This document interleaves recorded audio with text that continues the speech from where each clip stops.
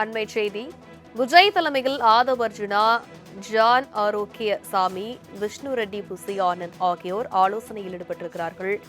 தேனாம்பேட்டையில் உள்ள voice commons அலுவலகத்தில் விஜய் தலைமையில் இந்த ஆலோசனையானது நடந்து வருகிறது. அண்மை செய்தியாக பார்த்து வருகிறோம். விவரங்களை எமது செய்தியாளர் நௌஷாத் விவரிக்க கேட்கலாம். வணக்கம் நௌஷாத். கூட்டணி குறித்து விஜய் தலைமையில் ஆலோசனையானது மேற்கொள்ளப்பட்டு வருகிறது. இந்த ஆலோசனை கூட்டத்தில் யார் யாரெல்லாம் பங்கேற்றிருக்கிறார்கள்? விவரம் என்ன? வணக்கம் தனலட்சுமி. தாவேக தலைவர் விஜய் தலைமையில் தொடர் ஆலோசனை என்பது இந்த மதியத்தில் நடைபெற்றிருக்கிறது. குறிப்பாக நேற்று சிபிஐ அலுவலகத்தில் ஆஜராகி 7 மணி நேர விசாரணைக்கு பிறகு குறிப்பாக மாநில சென்னை வந்தடைந்தார். குறிப்பாக தாவேகா இந்த தேர்தலில் யாருடன் கூட்டணி வைக்கப் போகிறார்கள், களத்தில் தனியாக சந்திக்கிறாரா அல்லது கூட்டணியில் சேர்க்க போற கேள்வி எழுந்த நிலையில கடந்த 2 வார காலமாக என்டிஏ கூட்டணியில் தாவேகா இணைய இருக்கிறார்கள். குறிப்பாக அதிமுக சேர்ந்து தேர்தலில் சந்திக்க இருக்கிறார் என்ற பரவலான செய்தி வருகிறது. இருந்த போதிலும் அதற்கு எதிர்கருத்து தெரிவித்து யாரும் பதிலளிக்கவில்லை. குறிப்பாக இன்று காலையில் நிர்மல்குமார் ஒரு எஸ்ஆர் தளத்தில் பதிவு செய்திருந்தார்.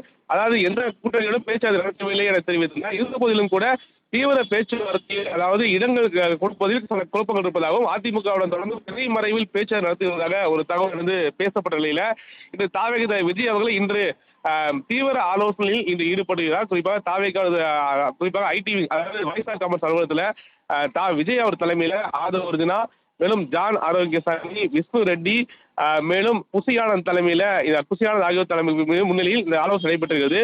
இதுல மிக முக்கியமாக ஜான் ஆரோக்கியசாமி பொறுத்தவரைக்குமே அரசியல் வகுப்பாளராக இருக்கிறார்.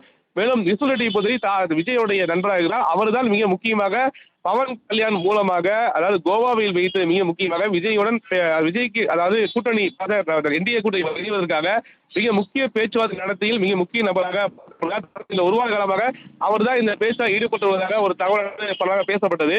இந்த நிலையில் விஷ்ணு ரெட்டி இன்று சென்னையில் வந்திருக்கிறார். சென்னையில் மிக முக்கியமாக தாவேக விஜய் தலைமையில் பேச்சாளர் என்பது மிக முக்கிய ஒன்றாக பார்க்கப்படுகிறது. என்றால் தொடர்ந்து அதாவது இடங்கள் ஒதுக்குவதில் தான் குழப்பம் என்பதும், குறிப்பாக தாவேக விஜயை பொறுத்தவரைக்கும் அதிமுக பொறுத்தவரைக்கும் துணை முதல்வர் தலைவர் இருப்பதாகவும் 50 இடங்கள் கொடுக்க இருப்பதாக தகவல்.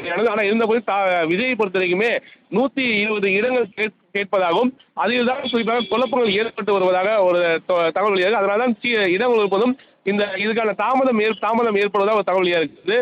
இருந்த போதிலும் இன்று மதியத்திலிருந்து தொடர் ஆலோசனையில் தாவேக விஜய் தலைமையில நடந்து வருகிறது. அதாவது ஒருபுறம் குறிப்பாக புதுச்சேரி தேர்தல் அறிவிக்கப்பட்டு விட்டது.